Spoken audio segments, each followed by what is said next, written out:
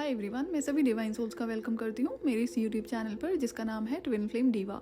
और आज का टॉपिक है how twin flames can be happy again after coming out from dark night of the soul. एक twin flame की spiritual awakening dark night of the soul को complete करने के बाद ही होती है।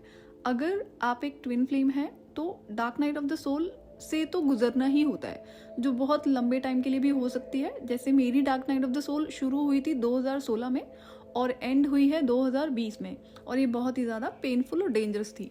जैसा कि ट्विन फ्लेम्स अपनी चाइल्ड लाइक एनर्जी की वजह से टाइम टू टाइम खुद को सेल्फ हील कर लेते हैं, लेकिन वही child like healing energy dark night of the soul के बाद महसूस होनी बंद हो जाती है, जिसकी वजह से आप और भी ज़्यादा लोअर वाइब्रेशंस नेगेटिव एनर्जीज में रहना शुरू हो जाते हैं, और फिर दोबारा उस एनर्जी में आना एक्चुअली में बहुत ज़्यादा डिफ़िकल्ट लगने लगता है। अब dark night of the soul का मतलब ये नहीं है कि अब लाइफ के सारे ट्रोमैटिक इवेंट्स बंद हो गए हैं।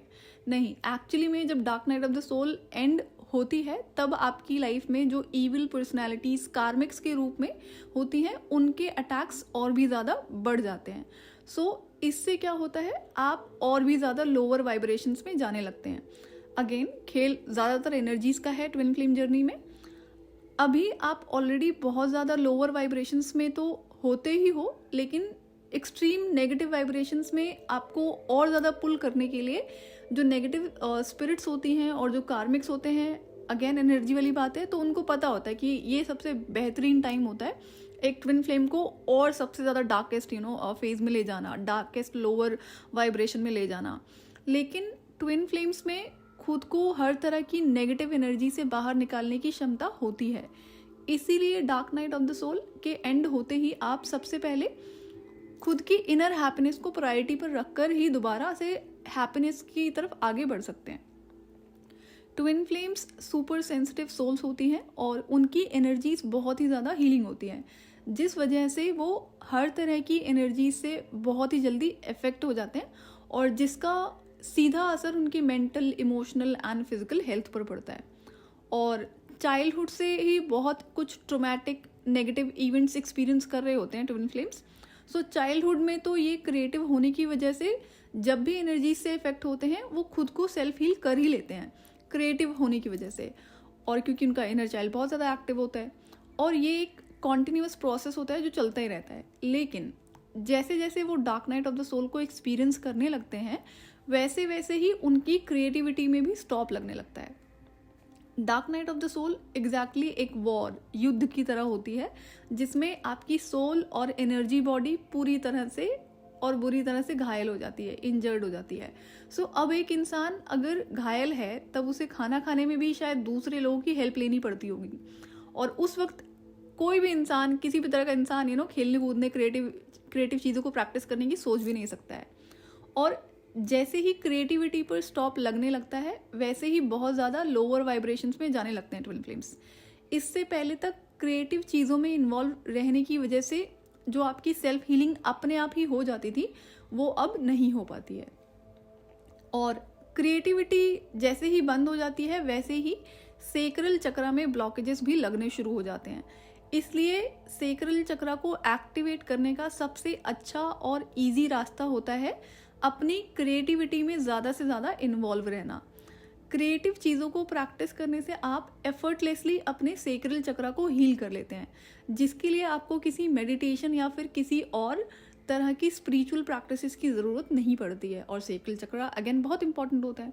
लेकिन dark night of the soul के बाद जब आप बहुत ज़्यादा पेन में होते हो, तब क्या आपने कभी सोचा है कि आखिर ऐसा क्या हुआ आपके साथ जो आप अब अंदर से खुश नहीं हो, सिर्फ दुख में हो? उस पेनफुल एनर्जी से बाहर निकलना भी चाह रहे हो तो निकल नहीं पा रहे हो। देखो, अगर dark night of the soul बहुत ज़्यादा पेनफुल होती है और उसमें इंसान की अंतरात्मा, एनर्जी बॉडी घायल हो ही जाती है। और जैसा कि ट्विन फ्लेम्स प्योरेस्ट बीइंग्स होते हैं, इसलिए बहुत ज़्यादा पेन वो महसूस करते हैं और वुंडेड भी हो जाते हैं। अब जिसका जितना बड़ा सोल मिशन है, वो उतना ही ज़्यादा पेन से गो थ्रू करता है dark night of the soul में, और ये एक बहुत इंपॉर्टेंट प्रोसेस है। I appreciate that. अब मेन टॉपिक पर आते हैं, जो कि इस पेनफुल एनर्जी से खुद को बाहर कैसे निकालें। सो वापस अपनी क्रिएटिविटी को प्रैक्टिस करना शुरू कर दो, ताकि आपका सेक्रल चक्रा तो हील और एक्टिवेट होना शुरू हो ही जाएगा, साथ ही साथ वापस पेन से हैप्पीनेस को आप महसूस करने लगेंगे। सो आपको सबसे पहले उन क्रिएटिव चीज़ों को प्रैक्टिस करना शुरू करना है जिससे आपको अंदर से बहुत ज़्यादा खुशी मिलती हो। और जैसा कि ट्विन फ्लेम्स मल्टी टैलेंटेड होते हैं, इनमें बहुत सारे तरह के टैलेंट्स नेचुरली होते हैं, बाय बर्थ होते हैं। आप एक नोटबुक लो और उसमें सबसे पहले लिखो कि ऐसी कौन सी चीज़ें हैं जो आपको अंदर से बहुत ज़्यादा खुश करती हैं। हमें ये पता होना बहुत ज़रूरी होता है। अगर अभी नहीं पता है तो अब आप खुद के साथ बैठना शुरू करो और फिर उसे डायरी में नोट करो। क्रिएटिव चीज़ों को प्रैक्टिस करने से आपकी इनर चाइल्ड भी जो हीलिंग ऑटोमेटिकली होने लगती है और एफर्टलेसली होने लगती है। जैसा कि आपने कई बार सुना होगा कि आपको चाहे इनर चाइल्ड को हील करने के लिए आपको मेडिटेशंस ऑफर करे जा रहे हैं या कोई और स्पिरिचुअल प्रैक्टिसेस, तो ये सबसे इजी तरीका होता है। अगर आप अपने क्रिएटिव साइड पर फोकस करोगे तो आपका सेक्रल चक्र तो हील होता ही है बिना किसी एफर्ट्स के, और या कहूँ बिना किसी एक्स्ट्रा एफर्ट्स के, जिसके लिए आपको किसी मेडिटेशन या किसी अदर टेक्निक की ज़रूरत नहीं पड़ती है। और साथ ही साथ आपका जो इनर चाइल्ड जो वुंड हुआ होता है इस प्रोसेस में, वो भी हील होना शुरू हो जाता है। और ट्विन फ्लेम्स का इनर चाइल्ड भी तो वुंडेड हो ही जाता है किसी ना किसी रीज़न से, फिर चाहे dark night of the soul में हो या फिर चाइल्डहुड में किसी ट्रॉमा की वजह से हो। सो आप उसे सेल्फ हील कर सकते हैं। ये सब इनर वर्क का ही पार्ट है। कुछ एग्जाम्पल्स हैं क्रिएटिव चीज़ों के जो मैं शेयर कर रही हूँ, हो सकता है आपको सेल्फ नोट्स बनाने में हेल्प हो। जैसे डांस करना, अगर आपके लिए पॉसिबल हो तो आप डांस क्लासेस ज्वाइन कर लो, कोई नया डांस फॉर्म सीख लो। डांस में कितने सारे तरह के फॉर्म्स होते हैं। डांस करने से फिजिकल एंड एनर्जी बॉडी में जो ट्रॉमा एंड स्टक एनर्जी होती है वो रिलीज होनी शुरू हो जाती है, अपने आप रिलीज होने लगती है। सो ये अगर आप प्रायोरिटी पर कर सको तो बहुत ज़्यादा अच्छा है। जैसा कि अगर आप एक ट्विन फ्लेम है तो डांस करने से जब स्टक एनर्जी रिलीज होनी शुरू हो जाती है, समहाउ आप अपनी इंट्यूशन को भी अच्छे से सुन पा रहे होते उस टाइम पर, क्योंकि आप एक इंट्यूटिव बीइंग हो और आपकी अपनी एनर्जीज तो प्योर और हीलिंग है ही, ये आपको पता होना चाहिए।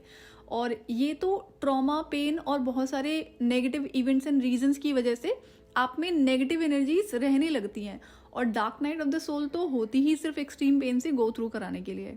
सो जब सारी पेनफुल एनर्जीज आपकी बॉडी से रिलीज होना शुरू हो जाएंगी, तब आपको रिलैक्स फील होगा, अच्छा फील होगा, अंदर से खुश आप रहने लगेंगे, क्योंकि तब आप सिर्फ अपनी ही एनर्जीज को महसूस कर पा रहे होंगे। और आपको एक्चुअल में पता होना चाहिए कि आपकी अपनी एनर्जीज, अगर आप एक ट्विन फ्लेम है तो वो बहुत ज़्यादा हीलिंग होती है, जिसके लिए आपको किसी अदर कुछ प्रैक्टिसेस की ज़रूरत नहीं पड़ती है। और अगर डांस क्लासेस नहीं ज्वाइन कर सकते हो किसी भी रीज़न की वजह से, तो घर पर ही डेली का रूटीन बना लो कि 30 मिनट्स आपने रोज़ यूट्यूब से ही देखकर डांस प्रैक्टिसेस करनी है, डेली करनी है, ये स्किप नहीं होना चाहिए। और यूट्यूब पर तो कितने सारे यूट्यूब चैनल्स हैं, कितने तरह तरह के डांस फॉर्म्स आपको लोग फ्री में सिखा रहे हैं, ऑनलाइन क्लासेस भी दे रहे हैं, तो इन चीज़ों को आप कर सकते हैं। दूसरा, अगर आपको कुकिंग करना पसंद है तो आप कुकिंग चैनल बना लो यूट्यूब पर, रोज़ कुछ ना कुछ नई हेल्दी डिशेस बनाओ, हेल्दी रेसिपीज़ बनाओ जो आपको पसंद हो। इससे दो काम हो जाएंगे, एक तो आपका अर्निंग का सोर्स ओपन हो जाएगा, साथ में आप हेल्दी फूड भी कंज्यूम करना शुरू करोगे, जिससे आपकी दोनों ही बॉडी हील होना शुरू हो जाएंगी। फिजिकल बॉडी एंड आपकी जो एनर्जी बॉडी है, स्पिरिचुअल बॉडी है, वो भी हील होना शुरू हो जाएगी। अगर पेंटिंग पसंद है तो पेंटिंग कर सकते हैं। हाई वाइब्रेशन सूफी सॉन्ग्स, रोमांटिक सॉन्ग्स या फिर स्पिरिचुअल सॉन्ग्स आप सुन सकते हैं। जब भी लोअर वाइब्रेशन फील हो तो फ्रीक्वेंसी म्यूज़िक सुन सकते हैं। यूट्यूब पर सब अवेलेबल है। कोशिश ये होनी चाहिए कि खुद को लोअर वाइब्रेशन से हायर वाइब्रेशन में कैसे लाना है, और इसका सबसे बेस्ट तरीका होता है म्यूज़िक, अपनी फ्रीक्वेंसी को चेंज करने का। यूट्यूब पर हर तरह के फ्रीक्वेंसी म्यूज़िक अवेलेबल हैं, किसी भी, चाहे आप 7 चक्रा हीलिंग ले लो या फिर और बाकी चक्रा हीलिंग की बात करें, किसी भी तरह की हीलिंग की बात करोगे आप, तो आपको फ्रीक्वेंसी म्यूज़िक हर चीज़ के लिए अवेलेबल है और ये बहुत इफ़ेक्टिव होता है। अगर आप में लिखने की कला है तो आप राइटिंग कर सकते हैं, पोइट्री लिखना शुरू कर दो या फिर कुछ और इंटरेस्टिंग। सिंगिंग, अगर आप सिंगिंग का शौक़ रखते हैं तो आप सिंगिंग गाना गाना शुरू कर सकते हैं, और गाना गाने से थ्रॉट चक्रा अपने आप एफर्टलेसली हील होना शुरू हो जाता है अगेन, जिसके लिए आपको किसी और स्पिरिचुअल प्रैक्टिस की ज़रूरत नहीं पड़ती है। और ध्यान रहे, अगर आप किसी भी रीजन से अब्यूजिव वर्ड्स को यूज़ करते हैं, अब्यूजिव लैंग्वेज का यूज़ करते हैं, तो आपका थ्रॉट चक्रा एक्टिव नहीं हो पाएगा, वो अगेन ब्लॉक ही होता जाएगा। सो मेक श्योर कि आप अब्यूजिव लैंग्वेज ना यूज़ करें। कई बार होता है गुस्सा आता है तो इंसान यूज़ करना शुरू कर देता है, कभी कभार इट्स ओके, बट देन आपकी कोशिश ये होनी चाहिए कि आपको नहीं यूज़ करनी है अब्यूजिव लैंग्वेज। ये कुछ एग्जाम्पल थे, बाकी आप नोट्स बनाइए कि ऐसी कौन सी चीज़ें हैं जो आपको अंदर से खुश करती हैं। ये सिर्फ आपसे ही रिलेटेड होना चाहिए, आपको अपना क्रिएटिव साइड हमेशा प्रायोरिटी पर रखना है, ताकि ट्विन फ्लेम जर्नी में जो बाकी हीलिंग करनी है अभी आपको, वो आप इजीली कर पाएँ। और नेक्स्ट, स्पिरिचुअल प्लेसेस पर विजिट करना शुरू कर दीजिए आप।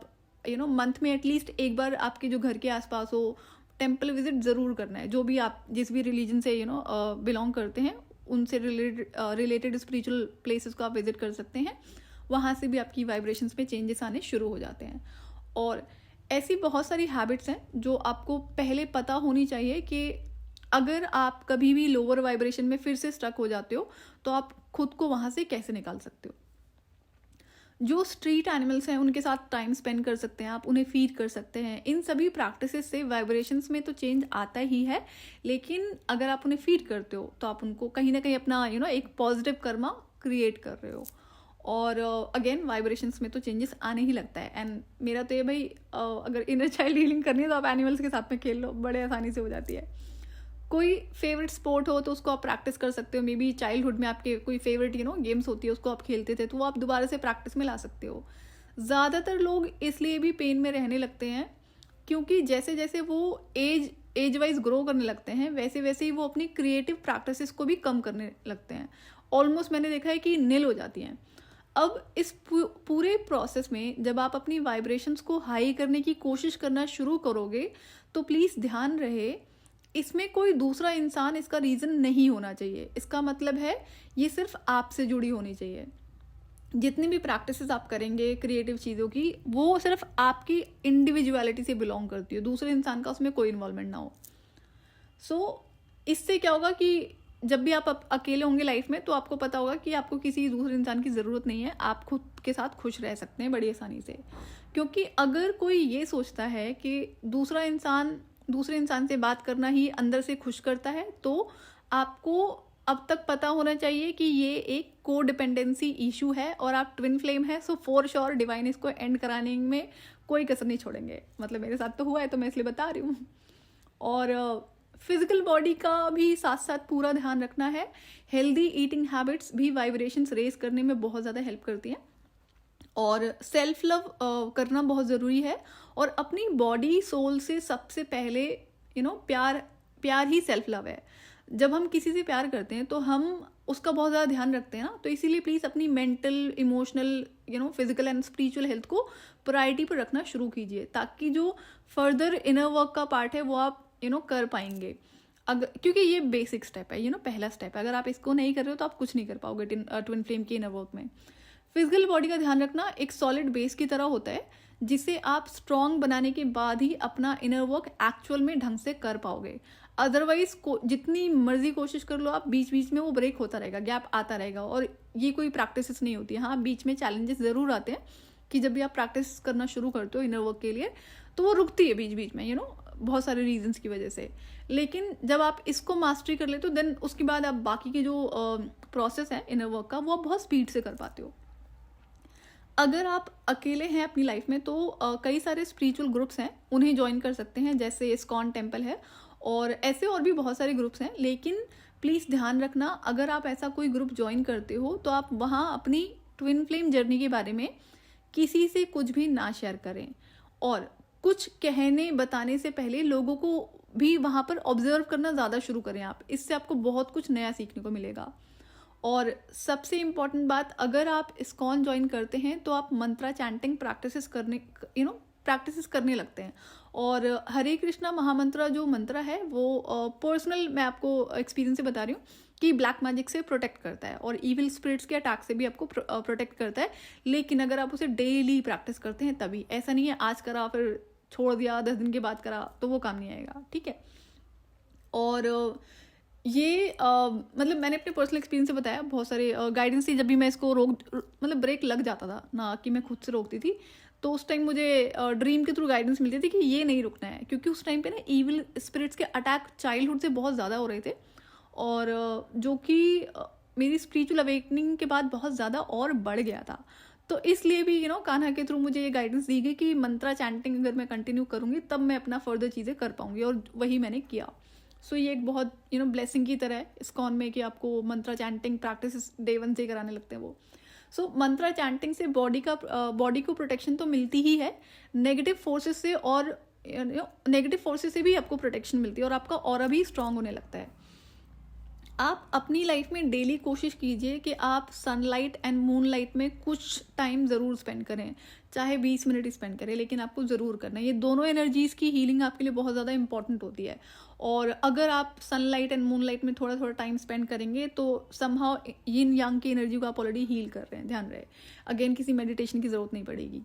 Dark night of the soul में एक ट्विन फ्लेम इतनी बुरी तरह से घायल होता है जिसे शब्दों में बयान करना बहुत मुश्किल है, लेकिन जब तक आप खुद की physical, mental, emotional and spiritual body को प्रायोरिटी पर नहीं रखोगे और आउटर लाइफ में दूसरे किसी इंसान पर ज़्यादा फोकस रहोगे, तो dark night of the soul के पेन को हील कर पाना बहुत मुश्किल हो जाएगा और अननेसेसरी का डिले करेंगे आप अपनी लाइफ में। और जब आप हेल्दी फूड कंज्यूम करते हो, डेली एक्सरसाइज करते हो, मंत्रा चैंटिंग करते हो, एक तरह से नेगेटिव एनर्जीज का इफेक्ट, उनकी पावर्स को आप कमज़ोर करने लगते हो अपनी लाइफ में। इन सारी प्रैक्टिसेस को करके ही आप dark night of the soul के पेन से धीरे धीरे बाहर आने लगते हैं, और आप अंदर से बिना किसी बात के अगर खुश रहने वाले इंसान हैं तो dark night of the soul के बाद आप वैसा नहीं फील कर पा रहे हैं। सो इन सारी प्रैक्टिसेस की वजह से आप दोबारा से अंदर से वो उस चाइल्ड लाइक एनर्जी को फील कर पाएंगे, अंदर से खुश रह पाएंगे। होप अब आप लोग खुद का ध्यान रखना शुरू कर दें, अपना ध्यान अपने लिए रखें, डिवाइन के लिए रखें, और आप उन लोगों के लिए भी रखें जिनके लिए आप इस धरती पर आए हैं, जिनकी हेल्प करने आप इस धरती पर आए हैं। सो जब तक आप खुद पेन में हो, खुद डिस्कम्फर्ट में हो, आप किसी दूसरे इंसान की हेल्प नहीं कर पाएंगे। इसलिए सेल्फ हीलिंग को प्रायोरिटी पर रखें, सेल्फ लव को प्रायोरिटी पर रखें। आज के लिए इतना ही। मैं आपसे फिर मिलूंगी नेक्स्ट वीडियो में। टिल देन आप अपना ध्यान रखें और डिवाइन से कनेक्टेड रहें।